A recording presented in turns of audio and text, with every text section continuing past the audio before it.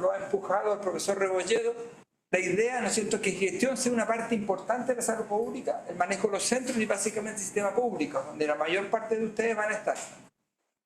Entonces, la respuesta que uno esperaría sería, mire, la capacidad de gestión es individual.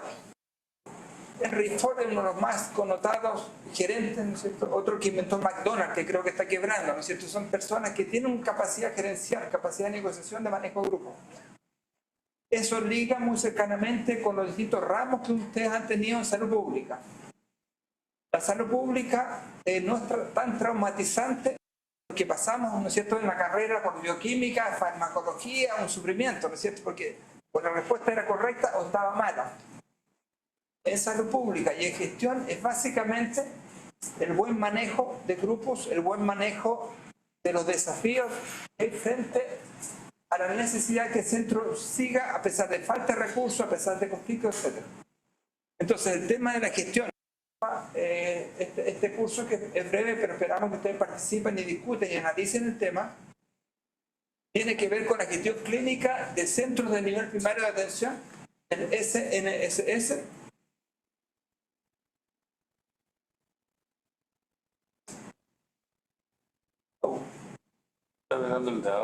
Ahí sí. Okay. Entonces, en la preparación de este año hemos incluido dos cuestionarios, ¿no es cierto? Entonces la idea no es que sepan muchos conceptos, porque muchos de ellos son de sentido común, ¿no es cierto? Si respondiera, preguntar a usted qué es lo relevante de la parte de gestión, yo voy a tomar naturaleza y objetivos, y el profesor Rebolledo va a aplicar un poco más a la práctica. Entonces, ¿cuáles son los temas que yo quisiera preguntarles de una manera bien lógica, ¿cierto? ¿Cuál es la naturaleza, los objetivos de la gestión clínica? ¿Cuáles son los factores que inciden en una adecuada gestión de la gestión clínica? Puede venir un administrador de Harvard a dar esto, pero puede que no le vaya bien porque hay factores externos a su capacidad que influyen. Tercero, es muy importante hoy en día la medicina basada en la evidencia. Y la gestión clínica está muy ligada a la medicina basada en la evidencia. Hay otro tema que se está tocando, para lo cual hay guías clínicas, la variabilidad en la práctica clínica. Después, ¿qué instrumentos tenemos? Básicamente documentos que son las guías, los programas, normas y protocolos clínicos. Como el primer día que llegamos a trabajar como clínico, o el primer día que tenemos una responsabilidad gerencial. ¿Cuál es nuestra plataforma normativa de guías para hacerlo bien? Un niño que hay que vacunarlo contra el sarampión, BCG, ¿a qué edad, cómo y cuándo? O el Papa Nicolau, ¿cada cuánto se hace? Y por último, lo que quisiéramos nosotros que ustedes adquieran, ¿no es cierto? Va a depender de cada uno, ¿qué competencias profesionales se esperan o son buenas para la gestión clínica? Me gusta si uno quiere abordar el tema de los proyectos relevantes de estos, que es qué naturaleza, para qué sirve, cuáles son los obstáculos que hay, qué instrumentos normativos nos apoyan a funcionar y qué competencias quisiéramos en la gestión clínica. Entonces, si vamos, esto, como les digo, no es algo tan difícil como la bioquímica o la farmacología o la física, que tener diagnóstico preciso.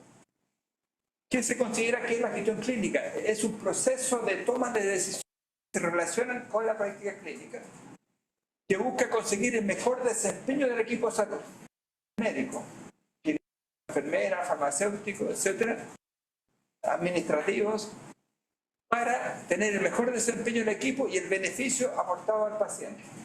Obviamente, la definición de un sistema de salud, la definición de un servicio de salud, ¿cuál es? Responder o tratar de resolver las necesidades de salud de la población que consulta, del usuario. Entonces, ¿cómo trata uno de manejarse bien en cuanto gerente de un equipo profesional? ¿Cómo yo hago una buena práctica con el recurso que yo tengo? Difícil, ¿eh? Hace fácil, pero la práctica es lo que vamos a ver. Y la gestión de recursos y procesos. Y por otra parte, lo que queremos que hay 10 médicos, médicas, con variabilidad. Queremos que al menos tenga una buena capacidad, una buena práctica, a pesar de las variaciones. Según la medicina basada en la evidencia, evitar una inefectiva variabilidad asistencial.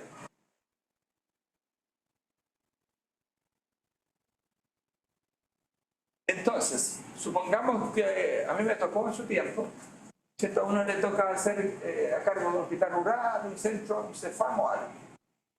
De ahí uno tiene que acordarse estos documentos, ¿no? Pero lo usa en el posgrado, ¿sí? Después de recibir.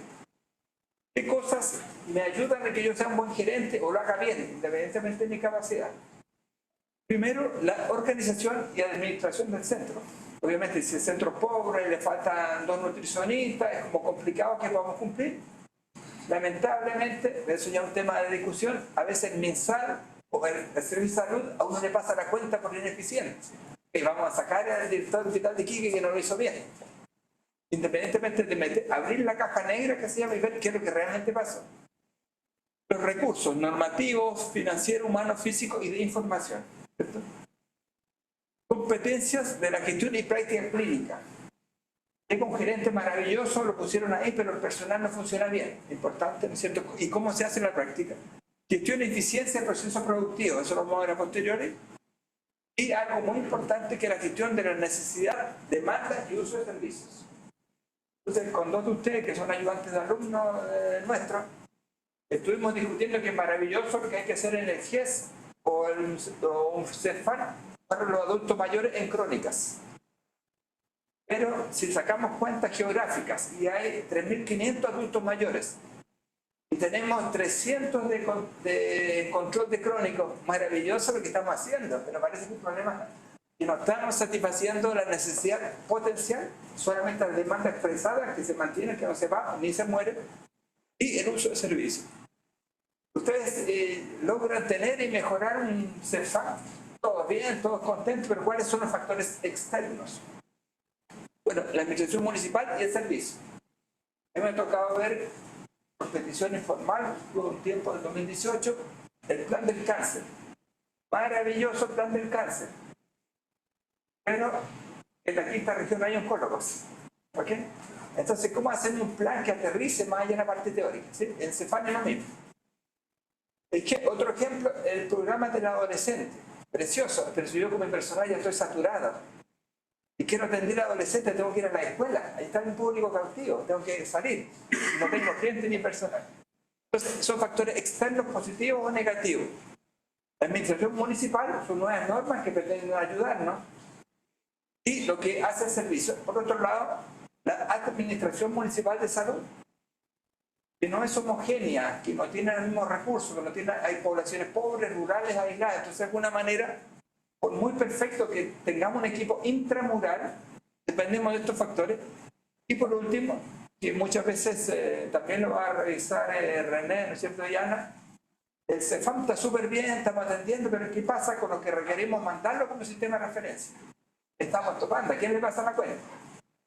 Una señora con muchos dolores hay que mandar al reumatólogo. No hay medicamentos para el nivel primario y parece que las farmacias populares que se compran baratas no van a dar abasto. Un reumatólogo que le da remedio. Pero como a la persona faltan 6 meses para ir, vuelve al nivel primario.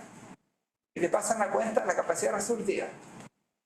Eso va a tocar un poco el profesor Rebolleo con el mundo real de la práctica de la gestión, en los ejemplos que tiene. Entonces, obviamente esto es muy simple, esto está sacado de algún texto para que parezca que es académico, pero primero tiene que estar centrado en el paciente, ¿cierto? Y más allá de la simple satisfacción. Resolvimos, lo tratamos, etc. Casi todos los tipos de atención y procedimientos tienen riesgos o iatrogenia.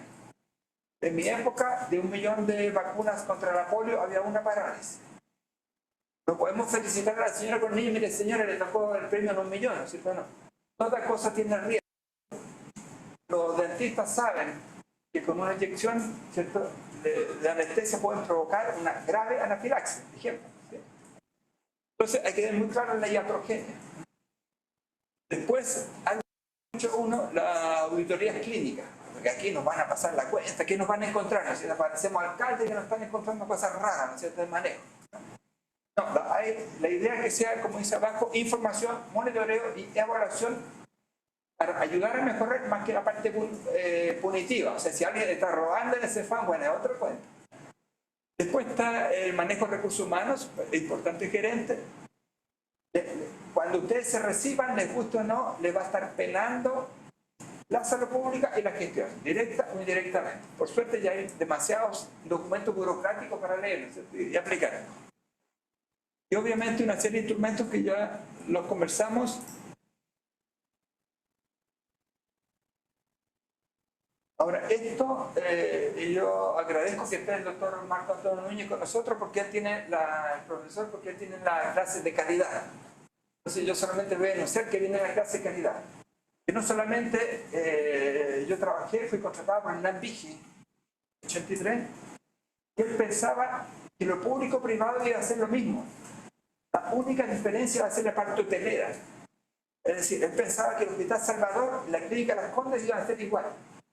Simplemente la comida, un plato plástico ahí y el otro, pero parece que no es así, ¿no es cierto? Entonces, de alguna manera, la calidad no es solamente la parte hotelera. Si uno quiere ser un buen político, senador o ministro, incluso el presidente inaugura un hospital nuevo, ¿no es cierto? La calidad es estructural, ¿cierto? Pero lo que se va a tocar como calidad más global es eficiencia. Es decir, que con lo mismo dinero hagamos más. Lo mismo que hacemos con menor dinero es una eficiencia económica, pero los que son gerentes no. Mi eficiencia es que yo hago trabajar en personas, hago más. Efectividad, o sea, lo que quiere el paciente es que le resolvamos el problema, ¿cierto? Calidad asistencial, con un buen desempeño profesional, que la atención sea segura, es doble satisfacción, satisfacción del usuario. Pero se nos queda un poco fuera la satisfacción del profesional, ¿cierto? Eso ustedes saben porque tienen profesores, tías o algo que les contaron qué pasó en la pandemia con el personal asistencial, ¿cierto? Satisfacción del profesional. Entonces aquí está el tema central. Por ejemplo, a los dos alumnos, ayudantes alumnos nuestros, les mostramos un libro español, ¿no es cierto?, que aparece qué pasó con la pandemia de forma retrospectiva. Resulta que por qué se salvaron decenas de miles de personas de morirse en Chile por la vacuna. En mi tiempo la vacuna era con suerte 5 años de desarrollo. ¿Okay? Entonces la medicina basada en evidencia permitió respuestas concretas y efectivas. Cuando pasamos a la salud pública, que era hacerlo basada en evidencia, yo lo dudaría un poquito porque usamos modelos o ejemplos que en otra parte funcionaron. Entonces, medicina basada en evidencia, quisiéramos que todo lo apliquen en los establecimientos. Significa que personas con el mismo problema con frecuencia reciben distintas evaluaciones y tratamientos, y estas variaciones pueden ser distintas o no distintas, pero el problema es cuando pasa a ser inefectivo, cuando pasa a ser dañino, ¿cierto? Ese problema ustedes lo van a ver, me tocó a mí, cuando yo llegué a provincia, 2 años con otros médicos, 2 años quedé solo, problema de contratos del... Y el médico me reclamó, éramos amigos, me dijo, antes que tú llegaras, aquí estaba lleno de roquites, diarrea y cólicos. Llegaste y trajiste una maldición. Empezaron a decir quimopatías, el precoma, el hipotiroideo, estas cosas raras que aquí no pasaban en este pueblo. ¿Okay? Eso es para decir que el médico que está acostumbrado con algo le va bien. Si ustedes traen una medicina basada en evidencia nueva, van a encontrar otras cosas. ¿Cierto? Ya tengo parientes médicos que el azúcar está mala, pero la sucralosa está mala, la stevia está mala. Y me tocaba estudiar hace un mes atrás psiquiatría metabólica, medicina basada en evidencia, medicina de Stanford, ¿no? Entonces, para hacer, uno tiene analfabetismo progresivo en estas cosas médicas, ¿sí? Y obviamente hay documentos que son las guías clínicas, protocolos, etcétera, que son importantes. Ustedes van a tener que guardarlos. Bueno, el caso mío es distinto al de ustedes. Yo le hago una pregunta y le digo, mire, hagan la prueba con los celulares. Y entonces sacan el 7. Porque ve que dice que es la patología número 52. No tienen ni el celular. La época mía era distinta. ¿Por qué? Bueno, la buena gestión se puede orientar por lo que llega al ministerio. El profesor Juan y la Vaca, también el profesor Juan Correa, les contaron, está subido al curso, orientaciones para el modelo de atención integral, que es esencial para ustedes, modelo de planes de red asistencial. ¿Sí? Esos dos están subidos. Sí. El programa de salud. Supongamos que a mí no me gusta la pediatría, llega un cefalo y me hace de pediatra. Yo no tengo idea cuándo se vacunan los niños, qué hacer, el control de niños sanos. ¿De quién me apoyo yo? El programa salud. ¿Sí? El programa salud del adulto mayor, el programa salud de las normas técnicas, las guías de práctica clínica. Hay unas que son para el GIES y otras que son para el no GIES. Los protocolos de procedimiento específico. Esa parte del protocolo le encanta a la enfermera con la cual les sugiero que trabajen bien. Uno no le da importancia en infusiones intrahospitalarias hasta que hay una sepsis neonatología. Dice, no, que llegaron niños muy prematuros. No, no. Algo falló aquí, algo falló el protocolo, ¿cierto? Algo falló en la norma técnica, ¿cierto? Y ya también Juan Correa le pasó la cartera de servicios. O sea, ¿cuánto yo tengo que dar? ¿Cierto? ¿Con qué rendimiento? Etcétera. Entonces, si yo quiero llegar a un CERFAM, o sea, lo ideal es que los cinco los revisemos juntos, porque si no, yo hablo la página número 4, estoy durmiendo y ya, ¿sí? Porque son muy densos, ¿sí? En una cosa, hay 50 autores, ¿sí ven? Hay 50 autores cada documento. Entonces, muy simple para dejarle al profesor Rebolló después el aterrizaje de esto. ¿Qué son las guías de práctica clínica? Es un conjunto de recomendaciones basadas en evidencia disponible que orienten sobre el abordaje sistemático de un problema de salud o condición clínica específica. Esto se ve bonito, pero no es fácil, ¿eh? Porque hay 5 expertos discutiendo. ¿Qué vamos a poner? 3 una cosa, 4 hasta que llegue un... ¿Qué es lo mejor para una meningiopatía, una infección urinaria rebelde, para un tema GES? Apoyen la toma de decisiones clínicas individuales con alternativa a las opciones diagnósticas terapéuticas. Si a ustedes les toca estar en un turno, pero dice, están solos, a las 3 de la mañana, un niño con una crisis febril tremenda, ustedes dicen, no, quieren descartar una... ¿Dónde acuden? Bueno, digo yo, pero hay que tener un montón de manuales y cosas clínicas abiertas al lado del hospital donde consultar, y hay que andar aquí con los remedios, ¿cierto? El goteo. Contribuye a reducir variabilidad, incertidumbre y la discreción de las decisiones clínicas. Aportan información y recomendaciones cómo estandarizar y cómo abordar dudas en la toma de decisiones. También pueden decir cómo yo trato una neumonía. Perfecto, maravilloso, me lo aprendí.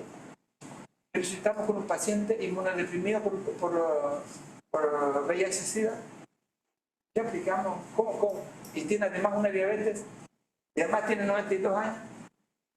¿Okay? Entonces lo que aparece como que fuera una enfermedad y un paciente. Ahí vamos bien. Entonces, estas clínicas son recomendaciones para que usted vaya considerando cómo actúa, lo más razonable posible. Y ofrecen soporte científico y educan a los profesionales y pacientes. Por eso, el otro día creo que hice una pregunta, ¿por qué uno quiere especializarse? Después de 4 o 5 años, uno ya captó todo, psiquiatría, ginecología, todo lo hizo como que eran de zona, pero porque esto es muy complejo.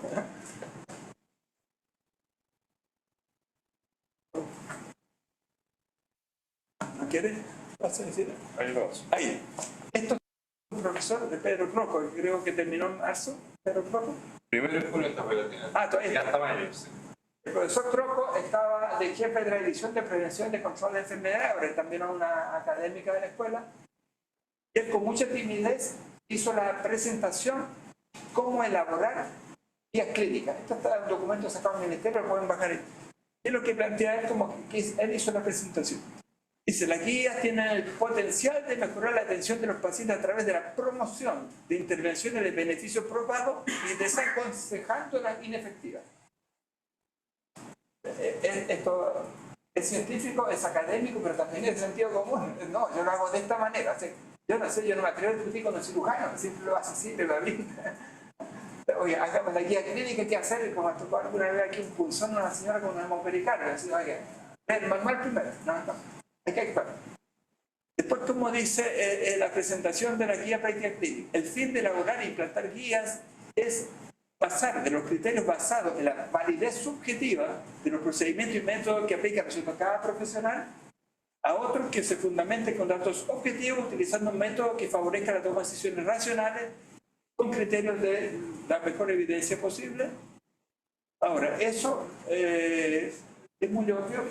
Entonces uno dice, ¿por qué yo le repartí en la época mía? Como le digo, si está difundido por internet, usted no tiene excusa. Pero en mi época no, pues llegaron 3 guías y no sé quién la guardó. ¿Sí? desconocimiento que existe, familiaridad de ellas, cómo aplicarla. Hay gente que no está de acuerdo con las guías, ¿verdad? Que dice, no, a mí siempre me ha ido bien, ¿para que esta gente del ministerio me manda cosas nuevas, raras, ¿cierto? Falta capacidad suficiente local. Yo tengo que usar tales antibióticos, pero estamos en noviembre y se me acabó los ratones. Falta expectativa que la guía sirva, hay inercia. A veces la gente personalidad no van a ni a cambiarle la manera de trabajar, ¿verdad? Barreras relacionadas, a veces las guías son 80 páginas de introducción académica. ¿Qué es lo que hay que hacer? Es decir, ¿hay dudas? ¿Dónde más? Las referencias son importantes y barreras que se relacionan con el entorno. Oigan, se me fueron dos nutricionistas, se me fue la enfermera que estaba a cargo de ABS. Entonces acá termino recordando que quisiéramos nosotros, ¿cierto? Que cada uno de ustedes que tengan competencias profesionales. Eso también el profesor Rebolledo, que está más de jefe de programa, está discutiendo, ¿cierto?, cómo hacer más sólidos los cursos de la facultad y la escuela. ¿Qué quisiera uno? Que haya un conocimiento integral y actualizado de la función gerencial y sus herramientas. No solo, en mi época los doctores como eran doctores, se tienen el doctor, éramos candidatos que le pusieron el nombre de una calle cuando uno estaba en provincia. Ahora dependemos de los administrativos y de los ingenieros del proceso. Por otra cosa que está fallando. Conocimiento integral y actualizado de qué es la gerencia, cuál es su función en el contexto del sistema público. ¿Cierto? Si tuviéramos la Honda, mejor sería más, pediríamos más cosas con más enojo. Capacidad analítica y de liderazgo, que es lo que el profesor Rebolledo le insistió, ¿no? De liderazgo. Que el equipo multidisciplinario, no solamente médico, cumpla de acuerdo a los objetivos y metas para el establecimiento. La capacidad de toma de decisiones que sea informada y apoyada por lo que ya contamos y con una visión multidisciplinaria. Hay una comunicación efectiva. Hoy en día, lo saben ustedes, hay muchos problemas de salud mental en los establecimientos. Desde la señorita OIS, a veces hay conflictos, hay maltrato al paciente, pero es una cosa secundaria. Los problemas que escapan del gerente, pero el gerente tiene que tenerla a cargo, ¿cierto? Tiene que, no, vaya, no está ahí, reclama, OIS. Entonces, una comunicación efectiva, capacidad de coordinación con los doctores, no solamente adentro del CEFAM, sino que para el servicio, para la alcaldía y para la comunidad. Y que haya una actitud creativa y de innovación frente al dinámico escenario interno y externo, de las diversas demandas de decisión y acción. Entonces, yo termino acá y les planteo una cosa muy simple, de ustedes depende. De ustedes depende, de cada uno de ustedes, el interés, el gusto, la necesidad, el grupo con quien esté, pues yo siempre digo, a dos juntos por lo menos a tener como aprender en conjunto. Y de la pregunta inicial que le hice, yo creo que la capacidad gerencial es individual. Hay gente que nace para ser buen gerente, para ser buen líder, pero hay otra cosa que se hace, se forma, se aprende. Y para eso el INSAL en Chile tiene muy buenos documentos.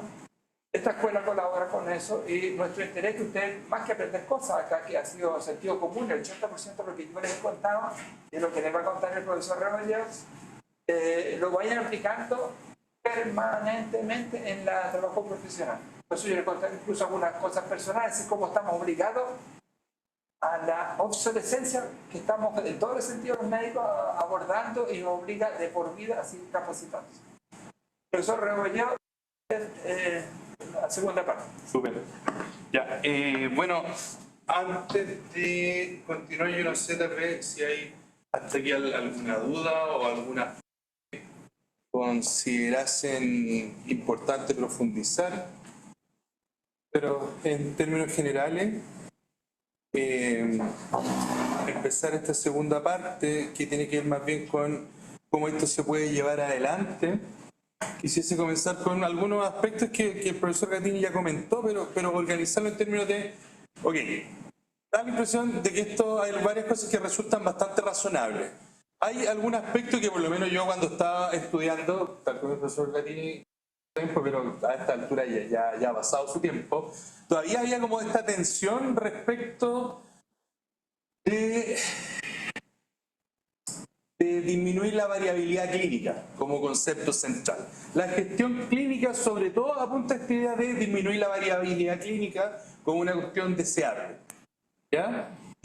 Puede que ustedes todavía tengan algunos docentes por ahí que tienen cierta tensión con esa idea, pero en términos generales hoy día está bastante aceptado. que es deseable, que es positivo, que vamos a estandarizar ciertas cosas. Y no es que yo aprendí a hacerlo así, lo tiene que hacer así, ¿cierto? Ciertos procedimientos, ciertas técnicas quirúrgicas, ¿cierto? O sea, como que la idea es que los profesionales del ámbito de la salud no sean tan creativos, ¿ya? Sino que se vayan pasando, rigiendo de acuerdo a ciertos procesos que están estandarizados a través de distintos instrumentos que el profesor Gatini planteó, por ejemplo, la guía de práctica clínica, los protocolos.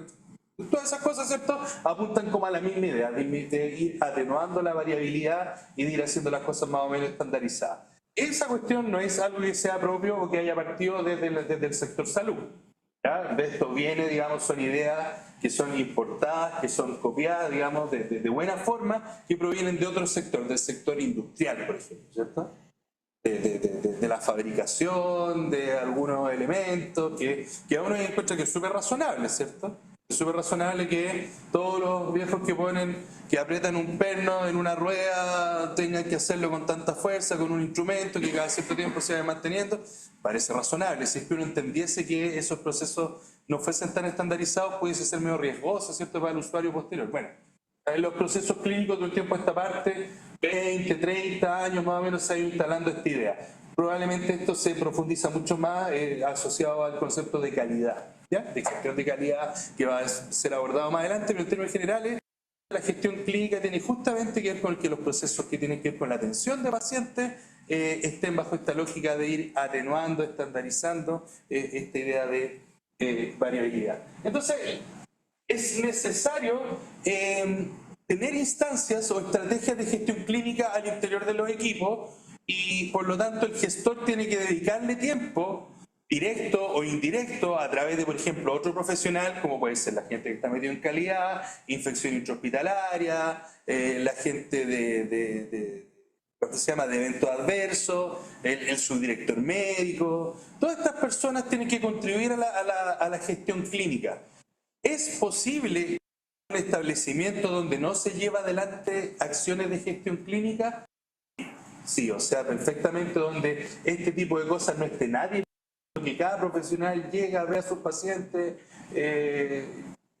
como de manera inorgánica y no integrada y nadie está midiendo indicadores, está viendo si se cumplen o no se cumplen los protocolos, se están haciendo auditorías. O sea, perfectamente podría haber un establecimiento donde no haya gestión clínica. Ya no es algo que sea como natural, digamos, porque muchas veces dicen, ¿cierto?, que la gestión es como casi como natural. Yo estoy tomando decisiones y estoy gestionando. De hecho, yo lo dije el otro día a veces. Ya, pero en este caso la gestión clínica no aplica, digamos.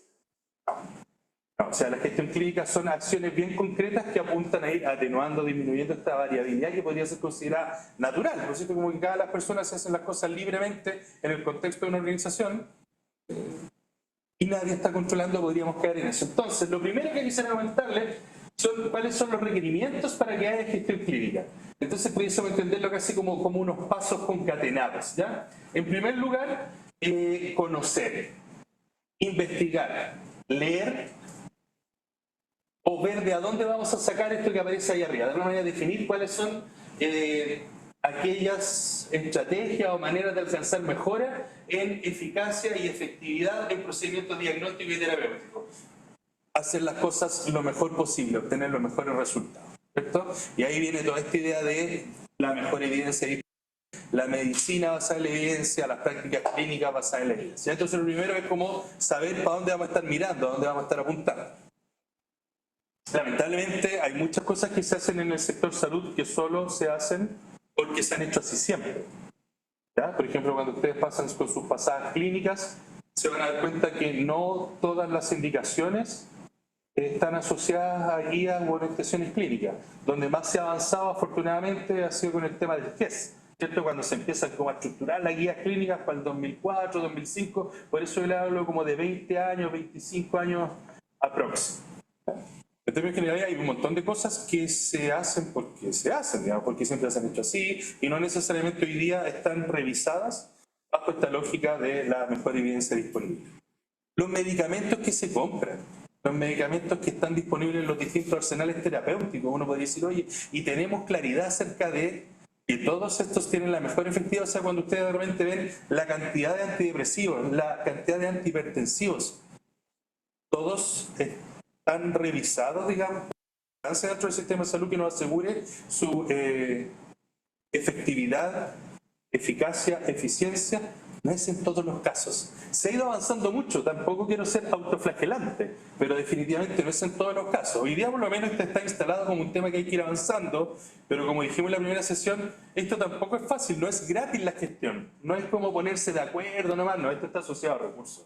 ¿Ya? Entonces, primero, establecer cuál es la mejor manera de hacer las cosas. Segundo, a partir de lo que yo conozco, optimizar los procesos de atención. Y eso tampoco es fácil en la práctica, ¿cierto? No es llegar, porque sería súper fácil que nosotros decimos, oye, hay que hacer las cosas mejor. Pero ya, por algo, digamos, y me parece que en ese sentido es central la lámina que presentó el profesor Gatini cuando hablaba de estas limitaciones. Estas limitaciones y que de alguna manera plantea los desafíos. ¿Por qué no es fácil instalar estas prácticas de un día para otro?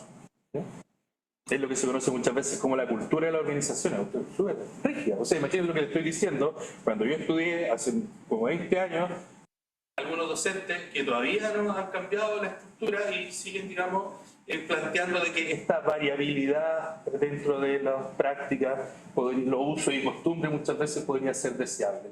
Y el tercer aspecto es dotar una estructura organizativa y mecanismos de control adecuados. Entonces aquí yo estoy más bien planteándoles el cómo. ¿Cómo avanzar en la gestión clínica? Más que el qué, ¿cierto? Sino cómo se podría avanzar. Esto un poco ya lo comentó el profesor Gatini, esto también lo planteó. Este es el aspecto práctico que yo les quería comentar, que son estas herramientas de gestión clínica. La herramienta de gestión clínica es el cómo, pero ya en un nivel operativo, ¿cierto? Es decir, que más que cómo implemento la gestión clínica en términos de la conducción de la organización, tiene que ver con esto acá de que ya, pero ¿de qué estamos hablando cuando estamos hablando de gestión clínica? ¿Qué tendría que llegar a ser una persona si lo contratan? General de zona y dicen, oiga, yo necesito que usted me apoye con la gestión clínica. Pues, entonces, ¿qué tendría que hacer uno? Armar una estructura, un paquete de estrategias de manera de ir avanzando. Una ya la comentó el profesor Gatini, que son todas estas de la segunda, estandarización de procesos clínicos, ¿cierto? Que de varias maneras ir avanzando en esta idea de estandarización. Hay otro que es previo y que además es muy abarcativo, que también se va a tocar más adelante, que tiene que ver con los sistemas de información hospitalaria. ¿Ya?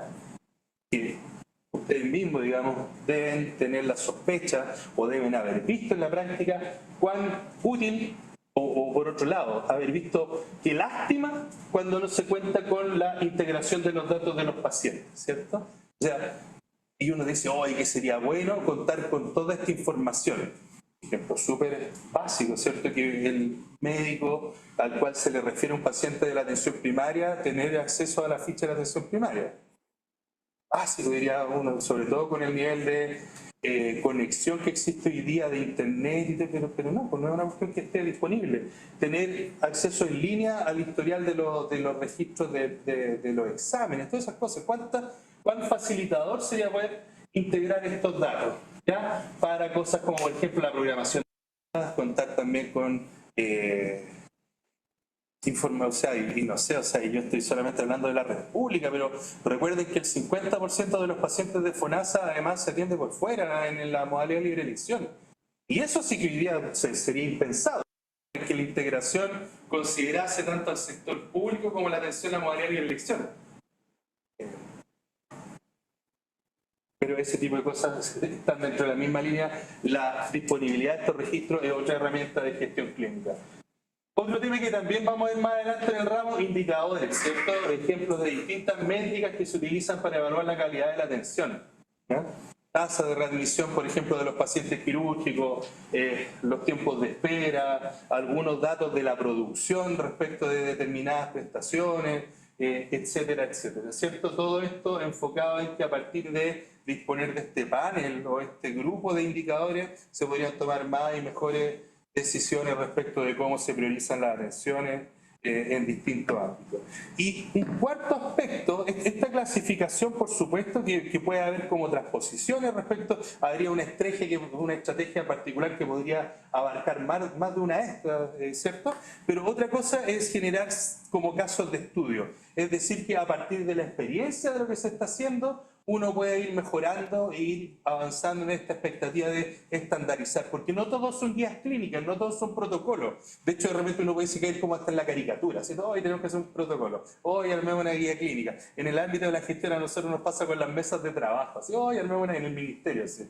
Armemos una mesa de trabajo, armemos una mesa de trabajo. Muchas veces las mesas de trabajo son para tirar las cuestiones para adelante, ¿cierto? Como para justificar que las cosas... Aquí también no todo puede caer en el protocolo porque no todo está claro, mucho... El protocolo de repente viene como de afuera, tampoco hay que caer como en esa trampa, ¿cierto? De estar mirando el último paper que se construyó en condiciones muy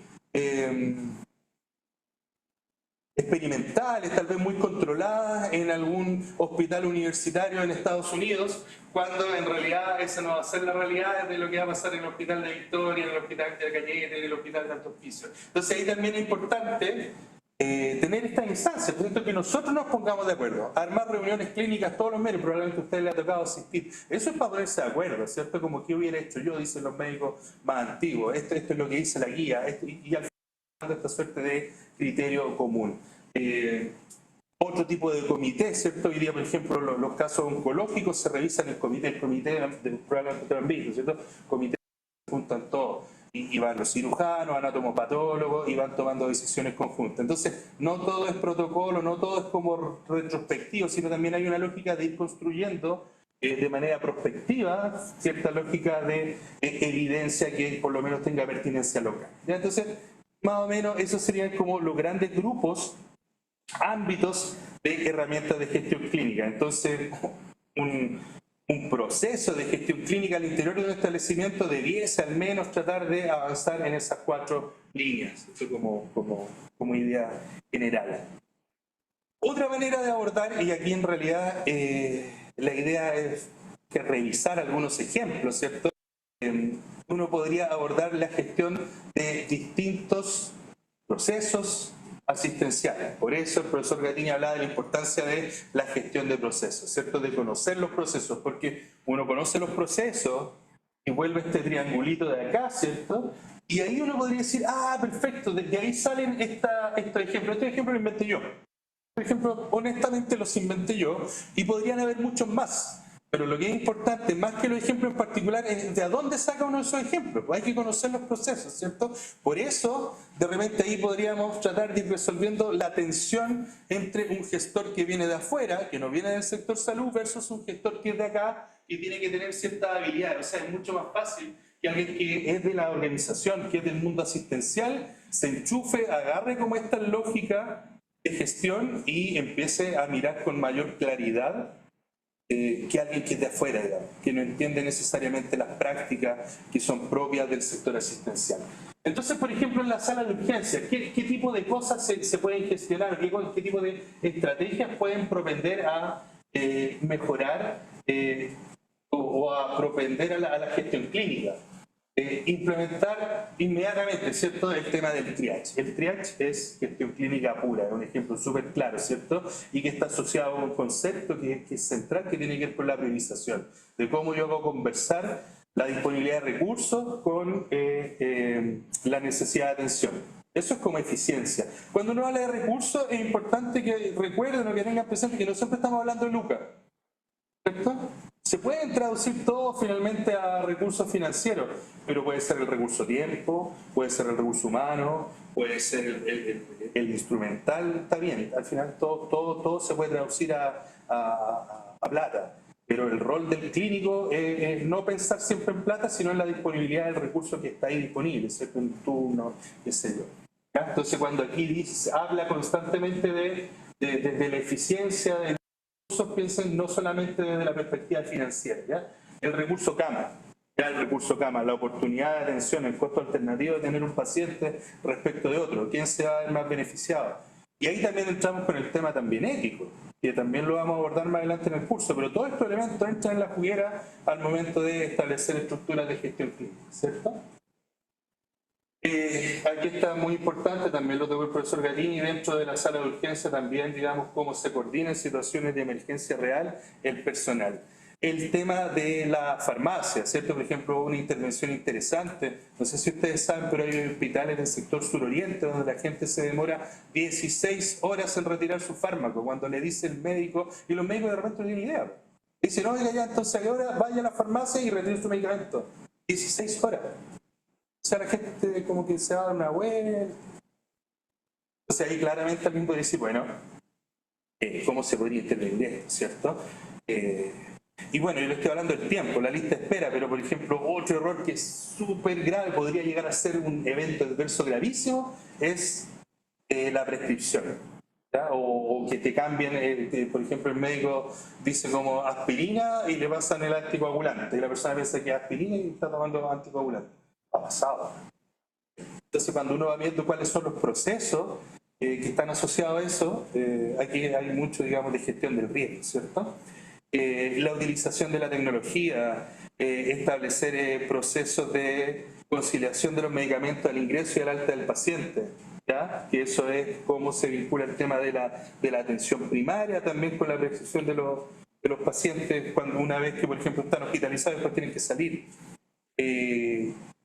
Y así, pues, gestión de atención ambulatoria, hay algunos ejemplos, los pueden mirar después porque la clase va a quedar colgada. El tema de las infecciones hospitalarias, sin duda, es un tema en sí mismo. Pero yo los quiero llevar para acá. ¿Por qué? Porque esto es una COP. ¿Ya? Esta cuestión de cada 2 o 3 años salen 2 indicadores que son muy aterrizados. Y además son muy hospitalocéntricos, si me lo disculpan, pero bueno, hay que instalar una copa, ¿ya? Y es importante, por lo tanto, que lo abordemos en este ramo, que son el índice ocupacional y el índice de sustitución, ¿ya? Aquí está como la ficha del índice ocupacional, pero se los voy a mostrar acá. Ya, en términos generales, el índice ocupacional, probablemente ustedes igual están familiarizados porque lo vivimos en la pandemia, ¿cierto? Todos los días se hablaba del índice de ocupación. Que no sería otra cosa que la proporción de días cama que están ocupados en un periodo de tiempo, ¿ya? Cuando uno habla de días cama, es el número de camas disponibles que yo tengo al día, ¿verdad? Y que no es otra cosa que el número de camas, ¿cierto? O sea, por ejemplo, si yo tengo un hospital con 200 camas, entonces yo tengo 200 días cama. Y yo esto lo puedo multiplicar por meses, años, etcétera, etcétera. Ya, pero esos son como los días cama. Y por supuesto, eso yo tengo una proporción que está ocupada. Y ese es el índice de ocupación, ¿no es cierto? Si esa disponibilidad total, yo tengo 100, al final se expresa como un porcentaje, ¿ya? Entonces igual es raro ahí alguien que fuese más fino y decir, profe, bueno, entonces ¿por qué se llama índice? Porque en la práctica no es un índice, es más bien una proporción. No sé, le dicen índice. El siguiente es más índice, que es el índice de sustitución, pero no nos centramos en este, ¿cierto? Mide entonces el grado de uso expresado como proporción de las camas disponibles, ¿ya? En general se dice que un número adecuado es un 85% de ocupación, pero inmediatamente yo les digo, eso depende. ¿De qué depende?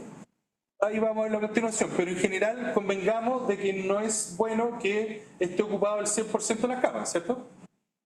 Ok. Exactamente. También podríamos decir que depende. Porque si es un hospital que tenga capacidad de gestionar o de no recibir, podría ser un hospital chico, un hospital con pacientes sociosanitarios, podría decirse que no es tan terrible andar por el 100%.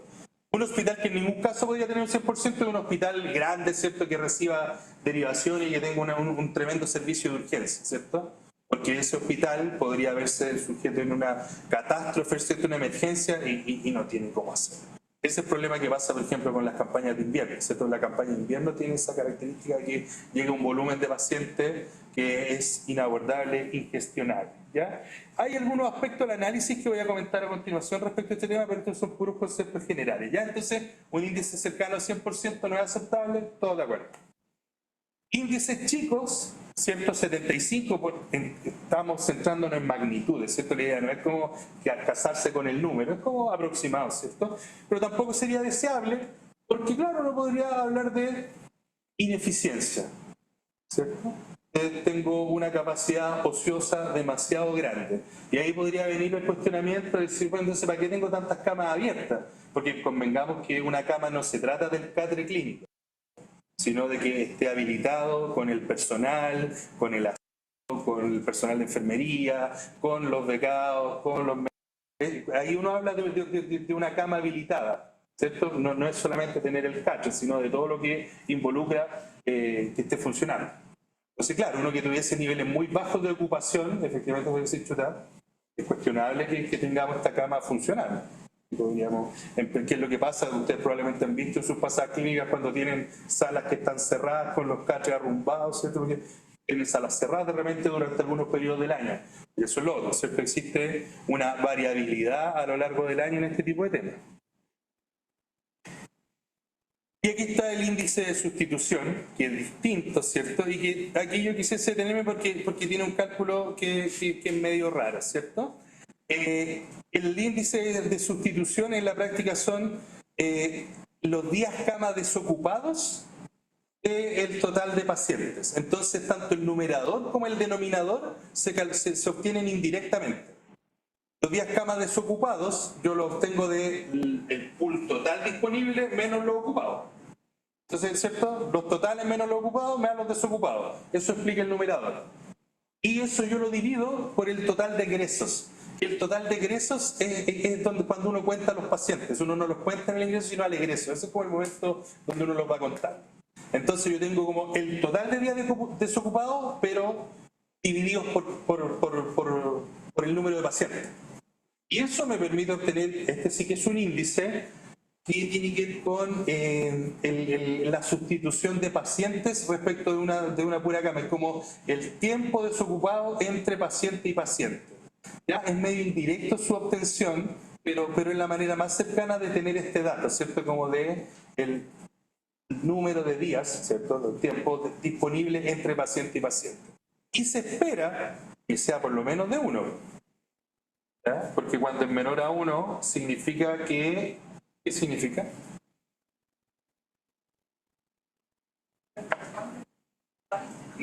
¿Y qué pasa si es muy rápido? ¿Cuál sería el problema? ¿Qué pasa cuando usted hace las cosas muy rápido?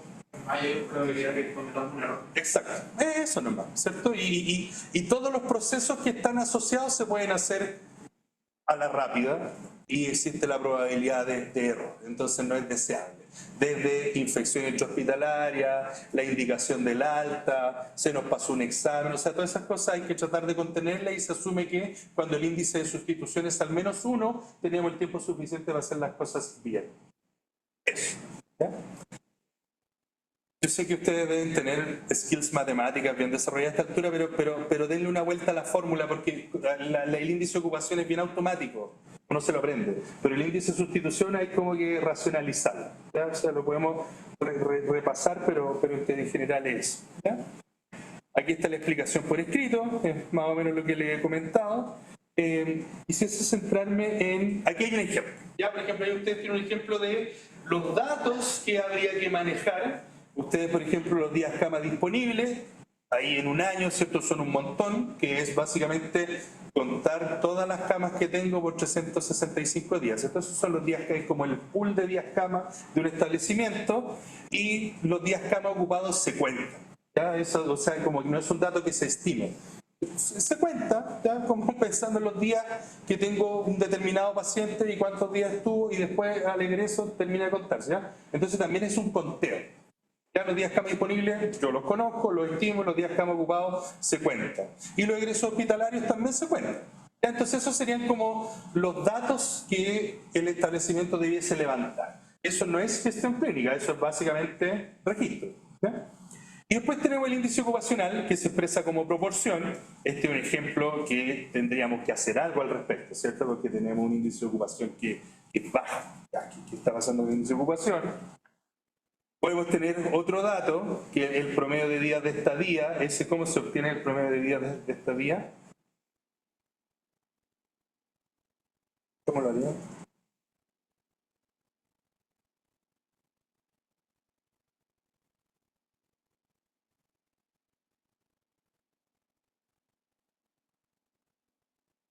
¿Ah? No. Sí, eso. Claro. Sí, eso, porque son los días ocupados que tenemos el pool total y dividido por los ingresos hospitalarios. Y ahí tenemos como un promedio, como un per cápita, ¿cierto? Como promedio de días de estadía por persona. Y ya les dije, los ingresos son las personas. ¿Ya? Y bueno, y abajo el intervalo de sustitución se obtiene como lo habíamos comentado, ¿cierto? Como los días desocupados partidos por los ingresos hospitalarios. Y ahí también, pues vemos 2,5, 2,3, este hospital está medio desocupado, ¿cierto? Este ejemplo. Entonces, lo mismo, no lo voy a someter, por ejemplo, a un ejercicio de estimar, en el UNACOM de repente lo hace, como que lo tienen que calcular. Y la práctica podría andar por ahí con una pregunta de la PCU, ¿cierto? La PAES, porque ¿cuántos días? Porque tienen que hacer un cálculo. Pero a lo que yo lo invito es a analizar cómo se hace el cálculo, más que otra cosa. Algunas consideraciones en la interpretación. ¿Ya?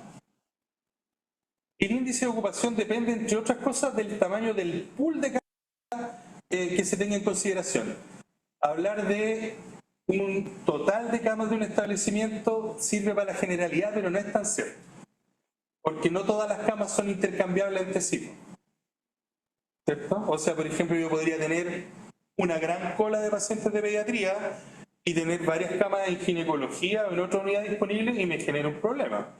Es decir, no son yo no puedo, que un poco lo que pasaba también durante la pandemia, cuando se miraba el dato nacional y se decía, permito decirlo en este espacio, que nunca hubo colapso del sistema. ¿Por qué? Porque siempre el dato se mantenía en el 90 y decían, oye, hay 300 camas disponibles. Ya, pero eso a nivel nacional. Eso no significa que un viejo haya llegado a Talagante y haya quedado encajado a la entrada de la urgencia y no llegó y se murió en la ambulancia. No, pero si hay 300 camas disponibles, nunca hubo, y en algún momento se llegó al tema de la última cama. No es cierto, porque esas camas que estaban disponibles eran para la realidad nacional. Entonces, no eran parte de un pool, pero no necesariamente cada persona estaba, digamos, disponible para ese pool, ¿no es cierto? O sea, un único paciente no podía llegar a cualquiera de esas 300 camas. A nivel de hospital pasa lo mismo.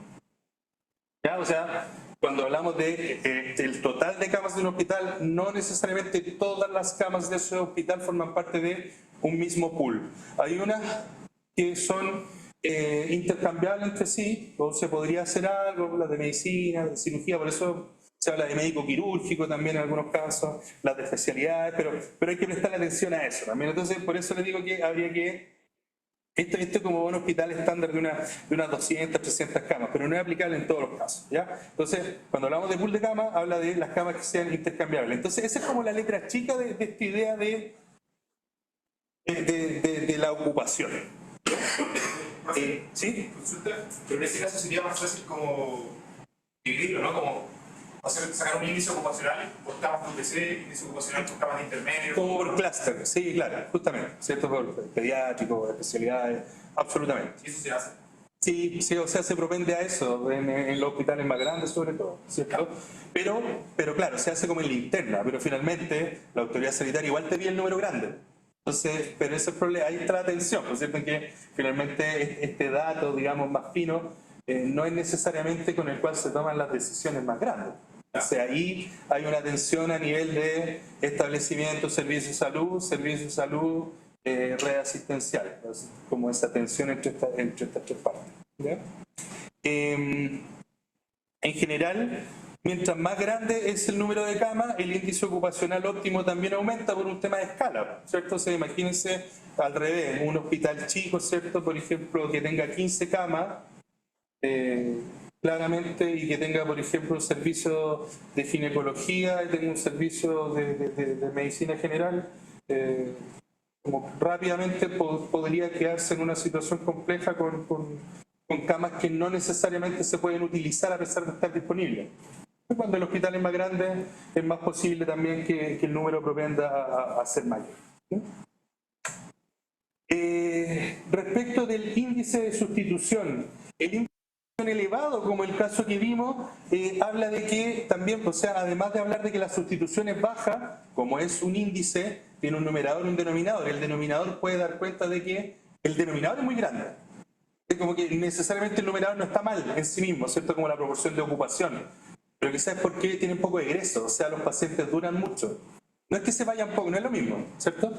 No es lo mismo que como que el intervalo de sustitución sea alto porque el numerador es, grande, es chico o porque el denominador es grande. Entonces, también hay que mirar, más allá del índice, hay que mirar el dato específico, ¿cierto? Si el denominador es muy grande, perdón, es muy bajo, significa que estamos en presencia de un bajo número de egresos. Entonces, ¿por qué se mueven poco los pacientes? Y ese es un elemento típico en el cual tiene que intervenir la gestión clínica, ¿cierto? La gestión de las altas. No sé si ustedes han escuchado esa parte, hay que gestionar las altas. Porque es súper fácil, y probablemente a ustedes les ha pasado, que un paciente se quede pegado. Porque al final es como, bueno, el especialista no necesariamente ve esa parte, tiene falta un examen y muchas veces todavía no les toca, pero les va a tocar. Cuando sean internos, el interno es ahí, pero clave en hacer esa... Le falta un examen. Yo lo voy a buscar. ¿Sí? Entonces, tiene que hacer esa parte, no se mueve solo. O sea, un paciente, uno de repente, yo me acuerdo, y uno se queda pegado, y este paciente no está esperando un examen. Y pasó una semana. ¿Ya? Entonces, ese es un tema que también hay que mirar. ¿Ya? El tema de los egresos en sí mismo, porque ahí viene la gestión de la alta. Y cama que se desocupa, cama que está disponible para que sea ocupado por otro paciente que está esperando su espacio, por ejemplo, en la urgencia, o esta lamentable situación de los pacientes que quedan pegados, ¿cierto?, como hospitalizados. ¿Ya? Esto de aquí abajo lo quise poner, ¿cierto?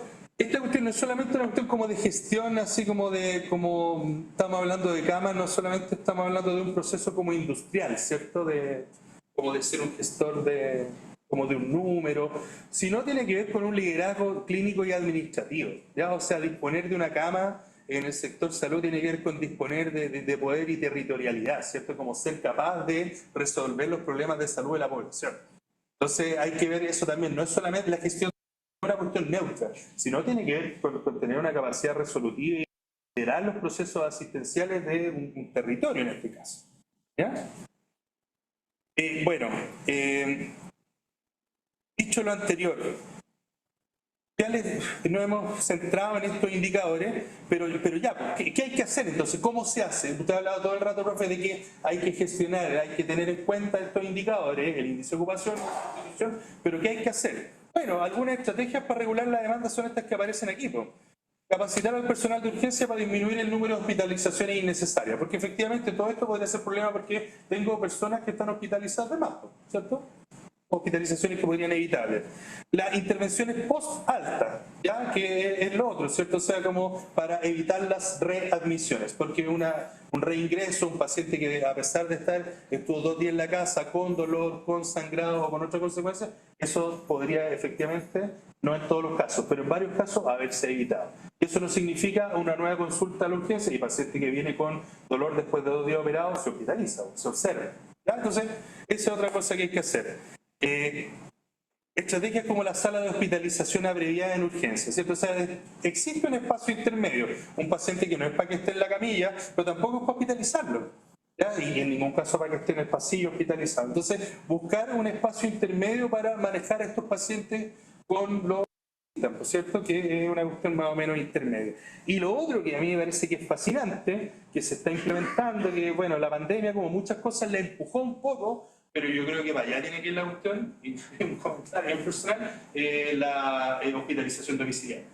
Ya, la hospitalización domiciliaria es una estrategia que es súper necesaria para aumentar la capacidad resolutiva en el 60%, 70% de los pacientes que no son tan complejos, que no necesitan, digamos, como tanta atención, sino por ejemplo, que le terminen de pasar un antibiótico, que le tomen que le regulen el tema de la anticoagulación porque tuvo un problema, ¿cierto? Un par de... Entonces, todas esas cosas son cosas que se tienen que ir haciendo y que yo veo con bastante optimismo que se pueden ir centrando toda vez que estén todos menos convencidos de que hay que avanzar en esta línea.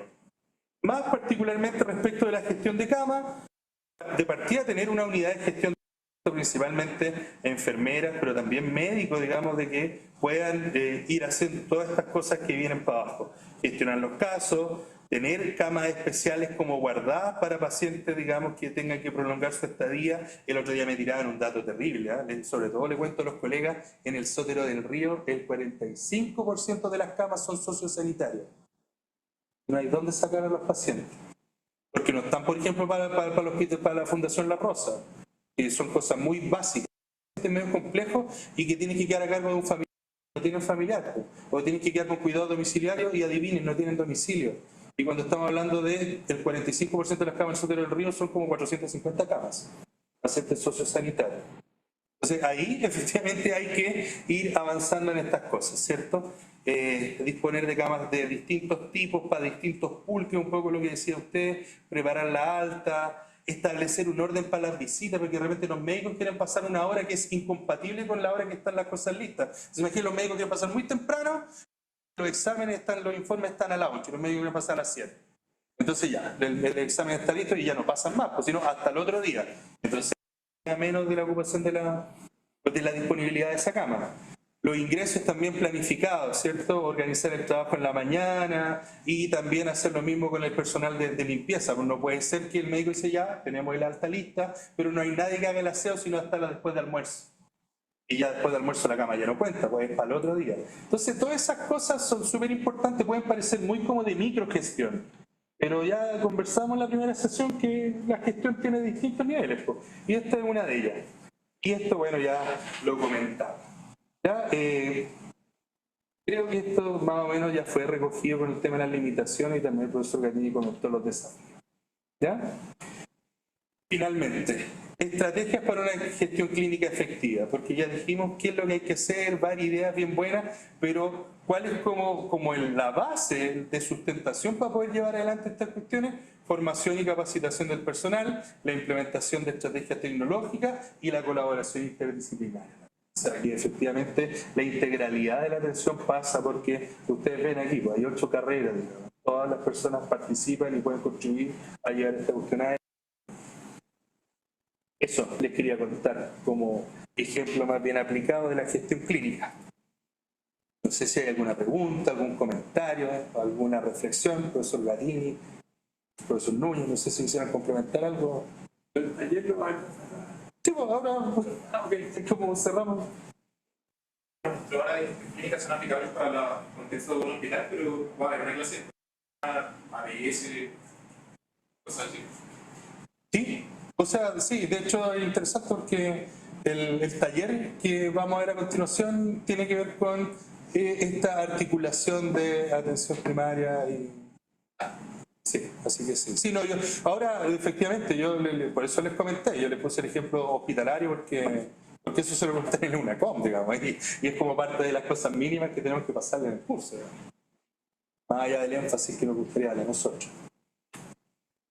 ¿En el sistema privado también tiene como o la referencia que dice el doctor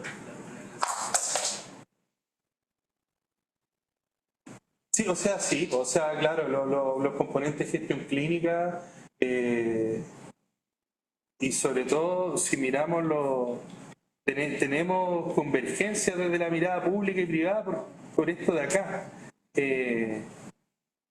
Los principios fundamentales, ¿cierto? Son comunes, digamos, más allá digamos, de ciertos matices, pero el uso eficiente de los recursos es deseable en ambas partes. El tema de la mejora continua también es deseable, el enfoque en el paciente también es deseable en ambas partes y también, bueno, de manera indirecta la utilización de la evidencia científica. Entonces, estos como principios movilizadores de la gestión clínica convergen absolutamente. Ya, no sé si hay alguna otra pregunta, porque de no ser así, lo que quisiera hacer ahora es, hay una pregunta del público. Me quedó la duda con el concepto de cama sanitaria.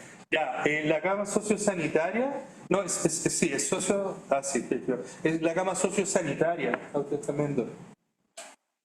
es una persona que está hospitalizada, pero que no necesariamente completamente por una situación de salud, sino también por su contexto social. ¿Ya? Tal vez ella tiene hasta ribetes de eufemismo, porque podría ser dicho también que es un paciente que, por ejemplo, que vive en la calle, paciente que tiene alguna otra condición que no necesariamente es 100% sanitaria. Probablemente si esta persona no tuviese esta otra condición, por ejemplo, una persona que vive abandonada, un abuelito que vive solo, que no tiene nadie que le permita seguir con su tratamiento. Claro, entonces, claro, sociosanitaria. Gracias por el alcance, Antonio, porque ahora que lo mencionan probablemente es un eufemismo, pero claro, por personas que tienen esta condición adicional que hace que tengan que estar hospitalizados y que tal vez en otras condiciones no estarían hospitalizados. Pero no todos los centros hospitalarios cuentan con camas sanitarias. Sí. No, pero en la práctica, si tenía un paciente que está hospitalizado y que uno no lo da de alta porque se vuelve una cama sociosanitaria, claro. Sí. Entonces, claro, cuando si un centro tiene cama sociosanitaria y que en la práctica hay una cama que tiene prestaciones más básicas, que no es tan compleja, que eventualmente tenía un estándar de enfermería más bajo, no necesitas tanta enfermera y técnico por cama, porque no tiene tantos cuidados. Una persona que puede comer solo, que se puede parar, que lo único que, por ejemplo, que no tenemos donde darlo de alta. Lo cual también es súper complejo, porque ustedes saben que tampoco es ideal que una persona esté hospitalizada. La gente cuando empieza a estar muchos días hospitalizada empieza a tener otros problemas. Entonces, claro, no es como tan deseable esta situación. Ya. Oye, en estos minutos que quedan, entonces, como les estaba comentando, lo que quiero hacer es mostrarles el taller, ¿ya? El taller que en la práctica se desarrolla en la próxima sesión. No obstante, las instrucciones se las vamos a subir ahora. Este taller es importante porque es evaluado y tiene, ahí está, ya, espérenme la gente del Zoom que... Ahí está la gente del Zoom.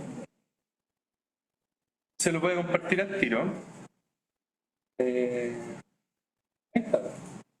Ya, ahí está. Todos están viendo entonces herramientas para la gestión clínica. No se los voy a leer completo, pero en la práctica este es un caso que es 80% real. Tiene algunas cosas que para hacerlo más práctico, más académico, pero da cuenta de una persona, una mujer, ¿cierto?, que llega con un embarazo de 10 más 3 semanas, que hay gente que ya ha pasado por gine, hay otros que están pasando por pediatría, bueno, ahí se van complementando. Pero en términos generales, aquí se describe una situación que se describe algunos antecedentes y ella tiene una consulta con un examen alterado en la atención primaria y aquí se describe cómo ella comienza un paso. No insisto, no quiero como profundizar porque justamente la idea es que ustedes lo revisen. Empiezan a transitar por el sistema de salud, tiene un par de atenciones, ¿cierto? Después consulta de nuevo. Y claro, y lamentablemente después de algunas atenciones donde podemos hacer un spoiler, no fueron tan resolutivos, termina lamentablemente en un aborto espontáneo, ¿ya? 3 semanas y con 10 más 3, o sea, este es como una trayectoria de 3 semanas por el sistema de salud, ya que incluye nivel primario, nivel secundario y distintos niveles de atención. Entonces aquí está el tema, por cierto, que el jefe del servicio solicita o efectúa una auditoría, ¿ya? Entonces ahí está la herramienta de gestión clínica, que la auditoría del caso es básicamente revisar la ficha, cosa que ustedes no van a hacer porque aquí está como la información contenida, pero en la práctica lo que viene a continuación es como el simulacro, ¿cierto?, de las conclusiones que aquí aparece, ¿cierto?, resumido, que surge en la auditoría, ¿ya? Entonces, la idea, ¿cierto?, como la posición en la cual los ponemos a ustedes, es que sean parte de un equipo que presente posibles soluciones para mejorar esta situación. O sea, partimos, por eso digo, una situación, aquí van a encontrar varios problemas que tienen que ver justamente con de coordinación, de integración, de comunicación, ahí ustedes lo van a ver, pero en términos generales usted en la posición de la cual se tiene que poner que se les solicita que hagan una mejora con la información que tienen del caso y con la información de la auditoría. Entonces, primera cosa que tienen que llevar adelante, establecer cuál fue el flujo. Aquí le entregamos la metodología tradicional para establecer flujos de proceso, que ustedes ordenen, ¿cierto?, a partir de la información que está arriba, el flujo. Paso 1, con información disponible, ¿cierto? Y aquí además, bueno, hay una breve explicación si es que no están tan familiarizados, pero ustedes pueden buscar en internet y todo el rollo, pero en términos generales, ¿cierto? Además de los flujos, tienen que considerar esta información, ¿cierto? Considerar el lugar o espacio donde se llevan adelante las actividades como ¿cierto? Y además las personas responsables como subfilas. Entonces uno tendría, ¿cierto?, la matrona del consultorio, después le mandaron a hacer un examen, ¿cierto? Y ustedes tendrían que armar esa estructura. ¿Ya? Punto 2. Análisis crítico del grado de integración de la red. ¿Ya? Claro. Un spoiler es que ninguno va a decir que está muy bien, pues tiene que identificar problemas, ¿cierto? Entonces la idea es que ustedes más o menos hagan un análisis crítico y por supuesto que identifiquen en el flujo que hicieron previamente aquellos puntos donde encuentren que hubo un problema y por supuesto proponer una mejor integración de la atención. ¿Y de dónde van a sacar esa idea? En la clase vimos cuáles son las herramientas, o sea, claro, protocolos, guías, reuniones, tal vez un sistema de información, o sea, lo que aparece en la clase de ejemplos de herramientas, ustedes tendrían que ver dónde faltó, dónde podría haber habido para evitar los puntos de tensión, los aspectos críticos que ustedes mismos van a haber identificado. Está entregada la instrucción con este ejercicio. La próxima semana, a diferencia de todas las clases que han tenido previamente, van a estar divididos en grupos, ¿ya? Grupos en como de 30 y tal, por sala, ahí vamos a hacer la distribución con el profesor Gatini, y la idea es que se genere una instancia de interacción al interior de esos grupos, entonces es un trabajo grupal, pero el informe es individual. ¿Ya? Entonces, la próxima sesión va a haber trabajo de grupo, ahí la idea nos vamos a poner de acuerdo con los profes, pero ustedes saben que cada profe maneja su estilo también, entonces, como esa cuestión de que no es igual en todos los grupos, vamos a hacer lo posible porque sea lo más parecido, pero cada profe, quizás alguno va a querer como retomar algunos temas, va a abrir alguna... ¿Ah? Ya, entonces va a haber una discusión grupal, secciones, pero después van a ver el informe, estas 3 preguntas las tienen que contestar individualmente. ¿Cuándo? 2 semanas más. ¿Cierto? Entonces, de aquí a la próxima semana, entregar las instrucciones, o sea, a lo que voy yo es que ya alguno ya podría irle dando una vuelta, ¿cierto? Y hacer como llegar con una cuestión media prefabricada para la próxima sesión, de tal manera de aprovechar lo más posible la sesión con el tutor. Y de ahí en una semana más, informe. ¿Alguna duda?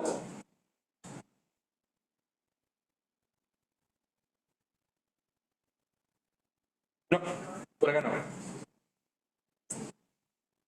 Profesor Gatini, no sé si tiene algún comentario adicional. Sí, como le hemos repetido, la idea es que este curso que le llamamos académico de conocimiento de sentido común, que está mucho en gestión, más de algunos salir parecidos. Entonces, el socio nuevo que apareció, yo soy del siglo pasado, apareció la inteligencia artificial. Oye, mi socio es la inteligencia artificial, pero bueno. Lo que queremos es que acá ustedes aparezcan como muy próximos profesionales, ¿cierto? Que están viendo esto, los problemas pasen o no pasen. Y básicamente, esto el profesor Rebolledo lo ha planteado años anteriores y realmente ha sido muy... La idea es que, ¿cómo le llaman? Que haya discusión, reflexión, propuesta y el mundo real es este, ¿no? Así que yo creo que eso es lo que se espera.